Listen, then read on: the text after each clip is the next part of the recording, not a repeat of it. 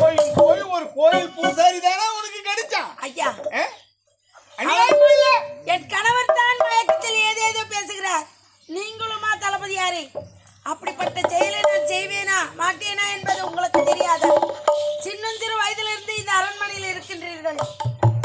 நான் எப்படி நடந்து கொண்டேன் உன்னிடத்தில்? நான் பெற்ற மகனாக கருதி நடந்து கொண்டேன். என்ன போய் இப்படி எல்லாம் பேசலாமா? நானா சொல்றேன், உன் கணவன் தான் நேரா பார்த்தானே, பார்த்து அநியாயமா போய் சொல்றியே. படுபாவி கோயில் பூசாரியை பார்த்தது என்ன மாதிரி ஒரு காலை. அம்மா தாலியா இருக்கா ஆட்சி ஆகினா போய் நும்பிடுறானா? இங்க வந்து நும்பிட்டு ஆட்சி அப்படித்தான் நும்பிடுவாங்க.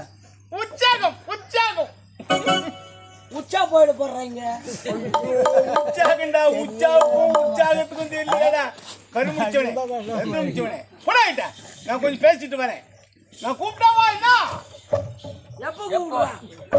எப்ப கூப்பிடுவேன்? காலையில 7 மணிக்கு மேல வேன்ல உட்கார்ந்து கூப்பிடுவேன். சத்தியமா கூப்பிட மாட்டேன்.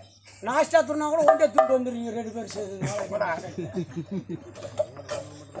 சரி மதானி ஐயா, நீ செய்த தவறெல்லாம் நான் மறைக்கிறேன். உன் கணவரை உன்னை உத்தமனை நான் நிரூபிக்க வைக்கிறேன். ஆனா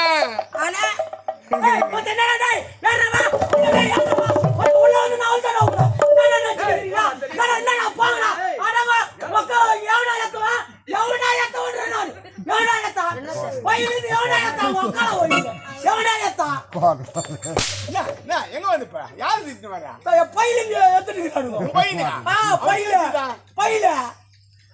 என்னடா அத்தாங்க? ரொம்ப கஷ்டமா இருக்குது. என்னடா அத்தாங்க? ஒண்ணு லோன் போட்டு வாங்கிட்டு வந்து நான் ஊரா கொடுக்க மாட்டேன்றாங்க. அப்படியா? 50 ரூபாய் குத்தாங்க. 50 ரூபாய் குத்துவாங்க. ஆச்சு பாக்கிட்டு எவ்வளவு திருட்டு போட்டுக்கிட்டாங்க. டேய் இங்க வந்தா டேய் கமலே, திருடனே அந்த ஆள் தானா? நானாடா அது ஆஞ்சு போடுறேன். தரித்திரம் முடிச்சவனே நானாடா அது, நானாடா அது. மாமா ப்ளீஸ் ஆன்ஸ் குத்துரு மாமா போடுறேன். I say you get out! போடா மக்களே.